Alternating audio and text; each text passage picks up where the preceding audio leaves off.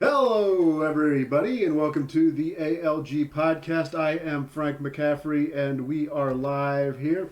Please subscribe. We're getting very close to 1,000 subscribers, and that's our goal. I'm joined by ALG President Rick Manning. I am holed up in McAllen, Texas. He is holed up in Chesapeake Beach, Maryland. We're surviving this coronavirus thing, and very grateful for that. There's some toughness that is required during these times, and we're showing that, and so are you. But Rick, we've Yes, got it's the challenge of our generation. Others were asked to storm beaches of Normandy. We're asked to sit in our basement. It is a true challenge for our generation that we're particularly well suited to meet. yes. In my state, 8,262 confirmed cases of coronavirus, 154 deaths. Let's see, what's Maryland's number right now? Do you have that on off the top of your head? Let's see. Not off the top of my head. Well, Maryland, 103 confirmed deaths, 288 people have been saved, 4,371 cases. So this is certainly not something to be dismissed. This is certainly a very serious thing, and those aren't the worst state. Of course, is New York. New Jersey is also really bad. Michigan's bad. California is bad. Louisiana, uh, but we're getting by. These certainly aren't. We're not storming Normandy. We're not in Vietnam right now. We're not in Korea. We're not overseas fighting Nazis. But these are actually very tough times for Americans. No, absolutely they are, and I'm not dismissing that. But the reality is that the real tough times are the fact that people are losing their businesses right now. The real tough times are the social distancing. While it may have been a good prescription for dealing with this virus, it has been extraordinarily bad for at least 10 million Americans who lost their jobs as a direct result of it, and may not be able to have a job to come back to because those businesses may not be able to survive. So you've got it's the economic disaster that follows, which will be the real pain that people pay in order to get through this. And Frank, it's that economic disaster that we are fighting every day to try to mitigate against by really pushing a couple of things, making certain that the White House and others are well aware that small businesses are hurting, really hurting, and many are going out of business. Secondly, by pushing for additional loan guarantees, particularly for emergency loans, not the PPP loans, which are designed to basically keep salaries in place, which is only about 30% of a small business's costs, but also to have to provide the emergency loans, disaster loans that exist under the SBA to make those collateral free, so those businesses that are most likely to go out of business will be able to survive based on being able to get a very low interest rate loan for that covers them for a year of recovery time, which they pay back for over a period of 30 years. So those are some of the things that we're doing to try to make it so the economic side of this is not bad, that we actually recover from it and it isn't as devastating as it might be. And that's why a lot of the discussion that you're going to hear in Washington coming from the White House and elsewhere is going to be aimed at small business assistance, because almost 50% of all jobs in America are provided by small businesses. And quite honestly, the small businesses are the ones who are feeling the biggest brunt of this attack, of this shutdown, because they're dependent upon revenues every single day to come through their doors. And if those revenues aren't coming through those doors, they can't pay their lease, they can't pay the loans they have, and as a result, they end up going belly up very rapidly. So that's why this is an point of emphasis, because it's not enough to save Wall Street; we've got to save Main Street. Yes. Now, the people responsible for this this money, there are some smart people. There's a lot of people we can criticize, but the people responsible for this aid there are some very smart people involved. And I actually think that they're doing the press releases on it in order to bring back the market, because the market is creeping back up. Remember, when we started doing this podcast, it was very close to 30,000. We were about to say Dow 30,000, which is something that we thought we'd never see in our lifetime. Now it's back to 23,000, according I'm looking at it right now. It's 23,240 as of now. It's up 586 points. So I think what's going on, they're trying to counter the press releases about layoffs with press releases about the Dow Jones coming back, about aid. You counter layoffs with aid and you bring the Dow Jones back. So that's a good sign because companies tend to hire when their stock prices are better. So I think that's a very well orchestrated maneuver by the people who are distributing this aid. Now, one thing. Most importantly, we're going to have the stock market will come back. It will come back. Maybe not all the way 29,000 immediately, but it'll come back pretty close to that. But the real challenge is when do we get to reopen? And with today's downward revision again by the IMHE, this mysterious group that has the projections, that the death projections that the White House uses and everybody's using to determine kind of the trajectory of this disease, on April 1 they were projecting 91,000 deaths. On April 4 they lowered that to 81,000 deaths. Yeah. Today, on April 8th, early April 8th, they lowered it to 60,000 deaths, between 60 and 61,000 deaths. We've essentially seen the number of deaths cut by a third in the course of a week. And that's what they're looking at. The cases are also going down, but by and large, it's the number of deaths that matter.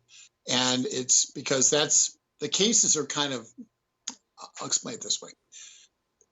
Some people may have the coronavirus disease and they never get tested. And they try to get a test and the doctor says, okay, if you got it, you got it. If you get really sick, let me know. But just stay at home. I don't want you at the doctor's office making other people sick. So that's what's happening with a lot of people who have the coronavirus. I know people who that's happened to. So the number of cases is not necessarily a valid reflection on what is actually happening. However, the number of deaths is a valid reflection because it is exactly, if somebody dies, it gets recorded. It's not it's not like it's one of those things that slips through the cracks. So, and that's why we're tracking deaths and the projected deaths. And right now, the projected deaths by this IMHE has been lowered to 60,000. And we are seeing that their projections that they have are typically on a day-to-day basis are hitting the low range of their projections. Now that they've altered those projections, we'll have to see where it is. But the point is, something happened on March 31st. And what happened was the president told the FDA to approve a hydroxychloroquine as a mass use remedy, as a mass use treatment. And while the public bureaucrats don't like it because they want to test it and do all this stuff and be absolutely 100% certain that it'll be effective in 52% of the cases, the fact is we didn't have time. We shut down the economy over this disease, and we don't have time for the bureaucrats to do testing and to determine efficacy. We know from doctors all around the world that it works, so we don't need to go through their red tape and end up having tens of thousands more people die as a result of waiting for this drug to get approved by people who basically their entire job is to say no to new treatments.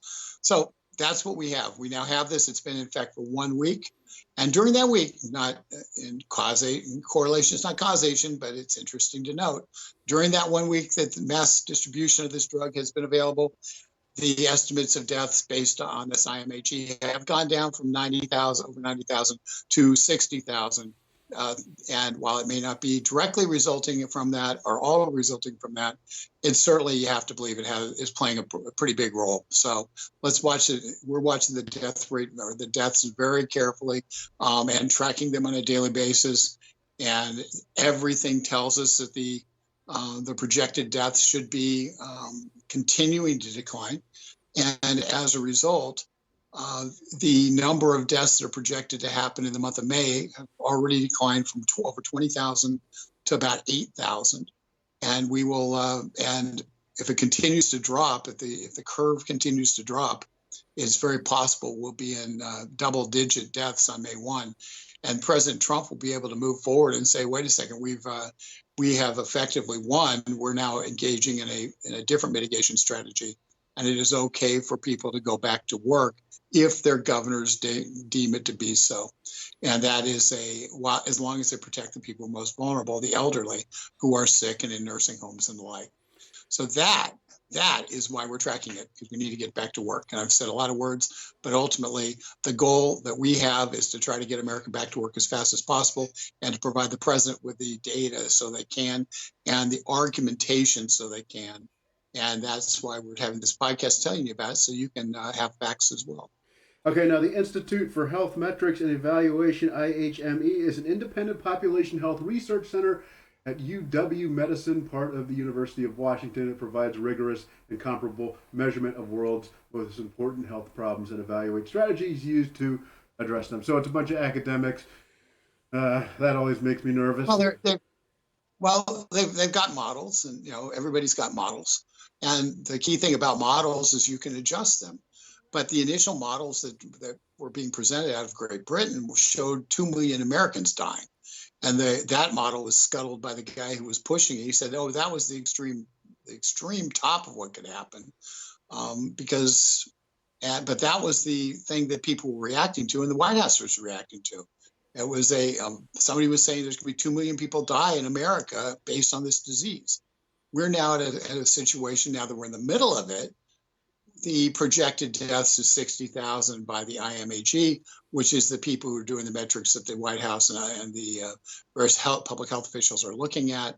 And you can go to I think it's COVID-19. If you type that in, you'll find the metrics for yourself. But the critical thing is I'm holding them accountable for what they were saying on March 31st, rather than what they're saying today, because they've changed all those projections. Because on March 31st is when the president said, "Oh, well, Easter's too early to reopen," meaning this upcoming Sunday. "We're going to end up going through the month of April." And many people said, "No, looking at these projections, we're going to have to go through May as well." And now that those projections are collapsing, we need to refocus people's thoughts towards the May 1 open for this country. Okay, now, speaking of distributing money, let's talk about redistributing.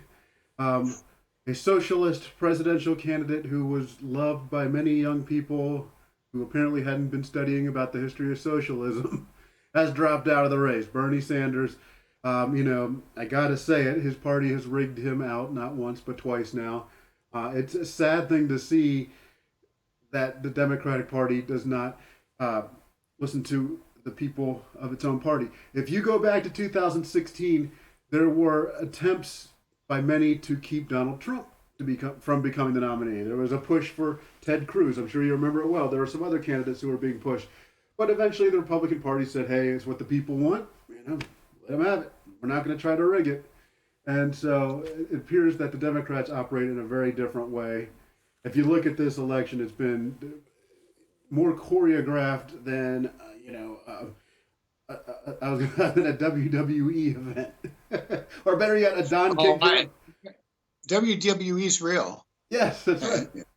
It looks real compared to the Democratic Party and the way they go about business. And now it looks like they're going to sabotage Biden out to bring in their guy Andrew Cuomo, who's become the hero. I think you're right. I think it's 50% chance that Biden doesn't end up with the nominee. And let me tell you how it happens. Because of the virus and all the shutdowns, the Democrats can effectively end their primary process. They can say, "Well, we're not going to do any more voting. We're just going to have our party leaders from those states come to whatever kind of convention we're going to have, virtual or some other, or a meeting in a Marriott somewhere on the Potomac, and they're going to sit there and they're going to get behind closed doors and they're going to figure out who they want." Because the rules are, Joe Biden had almost unobstructed path to the nomination, based on the way the primary votes were going to be done. And if he'd gotten enough first ballot votes that were And the way it works is if you win a state, typically those states, those people who are the delegates are required under the rules to vote for the candidate who won those delegates in the first ballot. So they ganged up on Bernie. They knocked Bernie out of the game. I'm sure Bernie was well taken care of in that process. But they went off and then they did they've now, since they've eliminated the primaries, it's going to be a smoke-filled room convention. It's going to go old style, and it is. I think it's 50-50 that whether or not they will allow Joe Biden to be their nominee or if they will replace him. And the question will be, will Governor Cuomo jump in and agree to replace him, or will he respect the system and say, no, Joe Biden won it fair and square? That's the real question. And it's not a question whether Biden will get the nomination. It's a question of whether Cuomo will take it from him. That's how I see it happening. And it can happen because by eliminating the rest of the primaries, which they effectively have done, they can just say, we're not doing any more primaries. We're just having delegates selected by the state parties, at which point normally that would work to Biden's advantage, except I think the Democrats are well aware that Joe Biden isn't their best candidate for the presidency and would not be able to do a good job as president. So so I think they're going to make some other changes. And so everything's up in the air for the election. Well, I got to believe that Andrew Cuomo doesn't want to accept the nomination because of the things that will come out about him and things he's done as governor of New York. I mean, except for this. In his personal life. Well, except for this, Frank, the ultimate time to take a nomination when you have skeletons and lots of them is when you have a very compacted election process. And if he got the nomination, the Democrats have already moved their convention back from July in Milwaukee. It's now going to be sometime in August.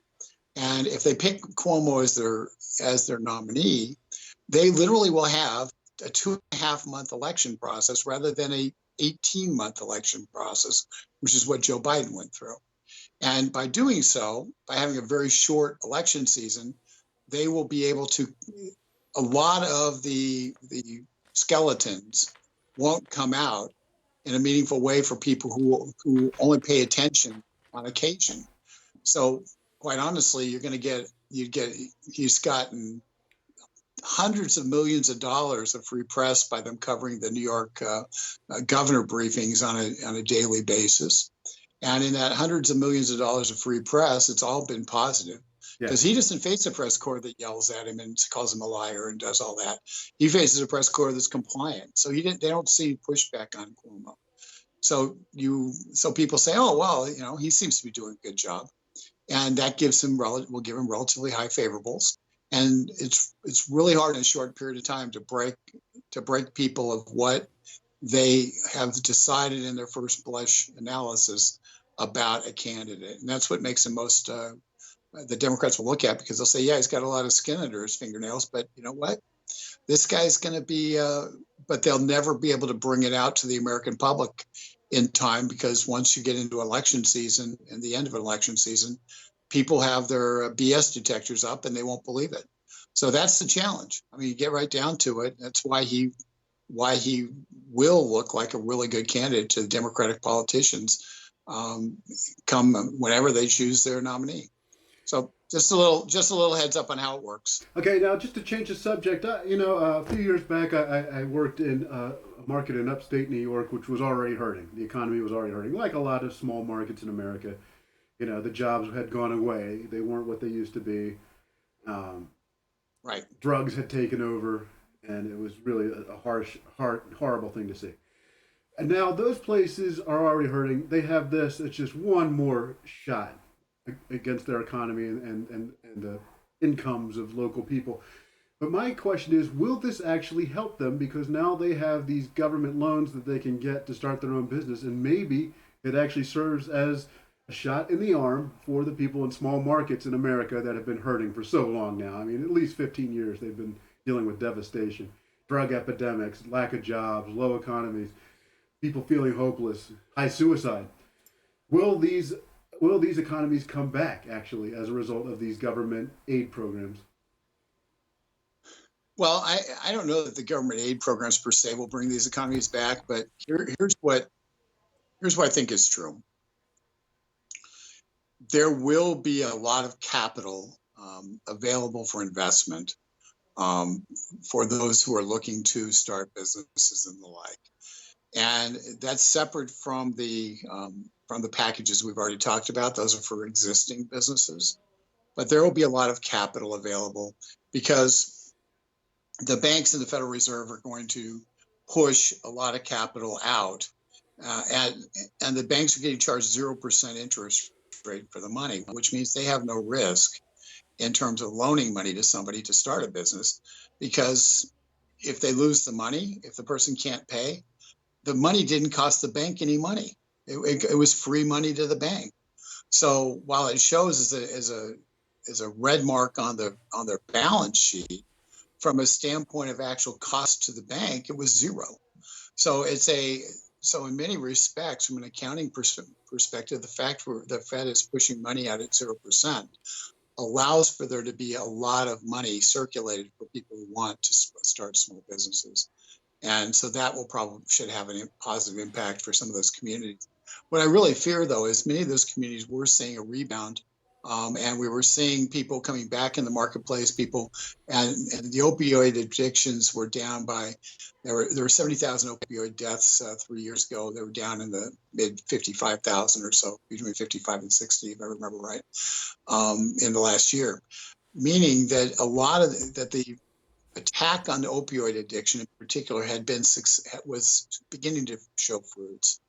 People who have broken that habit, who have gotten out and are now doing, we're working, we're getting back in the swing of being productive. If they're laid off, it's a very hard thing to sit there and be laid off in your basement with demons running through your head about putting stuff in your arm or up your nose. Yeah. And as a result, this is a dangerous thing, and that many people will face extreme temptations. And one of the real devastations that I think will occur from the shutdown is an increase in opioid related deaths, because it's just because people had hope, and they essentially had the stool that they were standing on to be able to achieve a life. They had the stool pulled out from under them, and it's falling back into hopelessness. Satan doesn't waste any time to push people back into hopelessness when he can. And so it's very, very hard for people who fit those situations, who've come back into the workforce, who are struggling. It's very hard for them to maintain a positive outlook when they're trapped in their basement, and they have no job, and they're fearful about having an income in the future once the unemployment checks run out. So right now they're surviving because of unemployment checks, but we've got to get back to work, so there are jobs for them to go back to, so they don't fall back into a lifestyle of devastation through drug addiction. Yeah, no, that is something that spread really quickly. It was just horrifying to see what the opioid epidemic had done to people. And where I was in New York, a lot of people were actually driving to New York City, picking up a shipment of heroin, putting it, doing things like hiding it between their cell phone cover and their cell phone, bringing it back and distributing it out on the streets. They're making good money doing this, and they didn't seem to care. It was the best way to make money. And there was overdoses every night. And a lot of these overdoses were taking place in fast food restaurant bathrooms or in the actual rehab facilities. Listen, Frank, I think what's true is I know people have the coronavirus, but I don't know a single person who's died from it. But I know people who've died from opioid overdose. Yeah. And I know young people, were really great young people, who fell into this addiction and eventually died with a needle in their arm. And it is as tragic and evil of a killer, as you can imagine. And we can't discount the people who are thrown into despair, whether it's they end up committing suicide or drug addiction, or essentially just falling into a depression from which they don't recover. We can't really discount those negative impacts of this shutdown. And that's why we have to get back to work as rapidly as possible. It's a moral imperative to do so. And the people who are going to be against it are the very people who stand up there and are told us that there were going to be 2 million who die, or then 1 million who die, then 200,000 people are going to die. The people who are going to be against it are the public health professionals who won't be satisfied until there's 0 cases and 0 deaths for a month, so they can say, oh, well, now it's safe. Life isn't safe, folks. Life is not safe. And the downside of destroying your economy is that real people are impacted, and some of those people die because of that impact. And this is we're hitting a situation very rapidly where the cure is worse than the disease, and we have to get back to work. And I'm a broken record on this, but darn it, if we don't save our economy in this process, we will lose the country, because people will get used to having government providing them everything, and suddenly it won't seem so bad. And we will not have a free enterprise system that comes out the back end of this if we allow people like Ezekiel Emanuel, who today said, oh, it's probably 12 to 18 months before we can safely get back to normal. Well, no, Ezekiel, it's about 2.5 weeks before we're going to get back to normal and deal with it.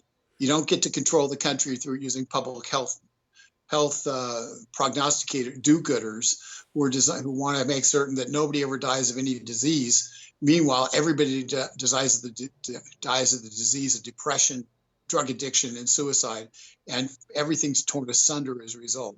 Don't get to do that, Ezekiel. Too bad. This is a crisis that you're not going to be able to take advantage of. Yeah, and you know, we have seen in the past, and some theorize this with Obama, that a lot of these leaders want to see people on unemployment and want to see them on welfare because they can keep their grip on them and get their votes. And government dependency is the best friend of people who want more government. And the thing that scared the most about Donald Trump is government dependency was lowering. Fewer people had 8 million fewer people on food stamps. We had more people employed than any time in history. We had fewer people unemployed than at any time since the year 2000. And in 1 month, we went from that to having as many people unemployed today as were unemployed during the Great Recession, which in fact is the most people unemployed in the history of our country. So, you know, it can be, if it's short term, is survivable. If it's longer term, every day we stay out of work is a day when it becomes harder and harder to get back to work. So we can't allow the public health professionals to dictate that we have to be safe, absolutely safe from every disease, and hence we cannot come back to work in a reasonable time. And it's my hope that on May 1, the president will basically say to governors, if you think it's safe for your people to go back to work, go do it. And basically, if counties have certain levels of disease levels, then they should remain on lockdown. But otherwise, let people go back to work in a meaningful way, and it'll be a phased in thing. But darn it, if we don't start making that progress, America will not be recognizable when we come out of our basements. Oh no, no, no! I mean, I could well be living in the former American Republic of Texas. And some might joke that you would be living in the People's Republic of Maryland. Yeah, well, some would already. Yeah, that might be true already. But Governor Hogan, by the way, and I've often been a critic of Governor Hogan. One thing he does, he really gives informative press conferences and knowledgeable, and he always talks about the need to pray for the state and the country. And and so in a lot of ways. While he's taken some draconian actions, he's tried to mitigate those. He says, okay, you can go out for a run, you can go out and walk. This isn't one of those states where they're saying, oh, well, if you're out on a paddleboard, we're we're going to throw you in jail. We're letting other people in jail out because it's not safe to be there because you might get the disease. But if you're paddleboarding by yourself out in the middle of the Pacific Ocean, we're going to send boats out after you, grab you, and throw you in jail. Or if you're walking or jogging along a path, we're going to send cops after you and arrest you and throw you in jail. Or we're going to arrest a dad who's playing ball with his kid in an empty park because, gee, that's just, we can't allow anybody to be doing anything that might have any resemblance of being fun. So, yeah, Larry Hogan hasn't been that way. We've seen the governors who are that way, and I think they're uniformly of one party. Yes, absolutely. Larry Hogan is where he is as a result of Martin O'Malley, who was absolutely horrible as governor of Maryland, and Hogan's done a decent job. It helped that he ran against two relatively poor Democrat candidates, both in his original election and his reelection. But the fact is, and this gets off. I'm in Maryland, so I know a little more about Maryland politics. But the fact is, the Democrats here are very liberal, and Larry Hogan actually represents where most people in Maryland are politically. And so while he is far more liberal than I am, he truly does represent the people. And when we had the Baltimore riots back when they had shut down the O's game for a couple of weeks or a couple of days, and because there was rioting going around Camden Yards, Larry Hogan was the guy who went on the streets in Baltimore and met with Baltimore business leaders, white and black, and put together a team. And he was physically there, challenging those gang leaders who were rioting and putting and with the community at his side. So he's proven himself to be a really hands-on leader who, while I don't agree with him philosophically on everything, he's really proven himself to be a good governor. So I'm saving this so I can send it to my friend who's the lieutenant governor. So all right, sounds good. Well, anyway, it is probably time to wrap it up. But again, we just ask everyone, please be safe. I mean, we're hitting peak season. I guess we're probably already at what you'd call peak season of this COVID-19 scare. So please be careful. Stay at home. Wash your hands. If you have to go outside, be very cautious with what you touch, and don't start touching your face. Please. Yeah, and just simple. If you have it, take some of the sanitizing stuff and with you when you touch something. Just wash your hands. If you go into a grocery store, when you get out to your car, wash your hands. Just make certain you're living in Purell. And when you get home from there, you wash your hands with soap and water. It doesn't necessarily need to be scalding hot water, but the soap lathers up, and it's actually the soap that breaks down the COVID virus. So, that's a pretty simple thing. And at the end of the day, we may be people who feel like we're being Lady Macbeth, constantly washing our hands. But at the end of the day, we may develop some decent habits related to cleanliness and how we should act. And hopefully that will keep us healthier for future flus. It's not flu, but for future flus where they have the same transmission qualities, but are less lethal. So it's just some basic healthy habits that hopefully we develop as a people. And as we do so, we will be a healthier people downstream, more aware of the bugs, the microscopic bugs that want to get us. Yeah, an antibacterial soap is preferred, by the way. That's what I've been hearing down here. I feel like Andy Kaufman, the great performance artist, who would say, "Hey, I'd like to introduce you to something. This is soap. This is soap." He was insulting the people when he said that, but that was one of his famous lines. And ladies and gentlemen, I'm going to quote Andy Kaufman: "This is soap. This is soap." Right. With that, we're gonna with the Andy Kaufman quote out of the way, we're going to break off. If you haven't subscribed, please do share this podcast if you think it's interesting and helpful, and we will be with you tomorrow. This is Rick. That's Frank, and we thank you for tuning in. Bye bye. He's Frank. He's not Andy Kaufman. He's Frank. Take care.